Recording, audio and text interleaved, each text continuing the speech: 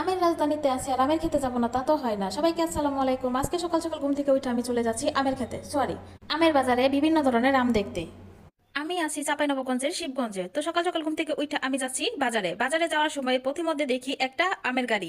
দেখা আমার মনটা ফুরুত ফারুত করতেছে, এত আম এত আম, কারণ পৃথিবীতে সবচেয়ে পছন্দের ফল হইতেছে আমার আম। তারপর দেখলাম সামনে আবার গাড়ি, সারা রাস্তায় শুধু আমাদের গাড়ি আর আমের গাড়ি, আম আর আম। দেখতে দেখতে চলে আসলাম আমি বাজারে। বাজারে এত এত আম, আমের মধ্যে আমি যেন হারাইয়া না যাই তার জন্য আমার জামাই আমার হাতখান চাপা দইরা নিয়ে যাইতেছে। এই সুন্দর সুন্দর আমগুলা দেখা তাহারে না দইরা আমি থাকতে পারলাম না। তাহারে দইরা কিছুক্ষণ নাড়ন চারণ কইরা তারপর আমি চলে গেলাম অন্যদিকে। বাজারে শুধু আমের স্যাম্পল গুলো দিয়া দাঁড়া করায় রাখছে, এরপর যদি কেউ বেশি বেশি নিতে চায় তাহারে যাইতে হবে গুদাম ঘরে। চারিপাশে এত আম দেখা মনে তৃপ্তি নিয়ে তারপর আমি চলে যাচ্ছি বাজার থেকে। আমি কোনো আম কিনি নাই, কারণ আমার ঘরে আম আগেই কিনা ছিল। আমার জীবনে প্রথম এত আম একসাথে দেখলাম।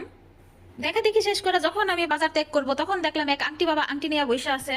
আংটিগুলো দেখার পরে এই সুন্দরীর সাথে দেখা, এই সুন্দরীরে দেখে আমি পিছন পিছন কতক্ষণ ছুটলাম। ছুটার পরে বাজার ত্যাগ করলাম। বাজার ত্যাগ করে দেখে আমার খুবই পানির তেষ্টা লাগছে।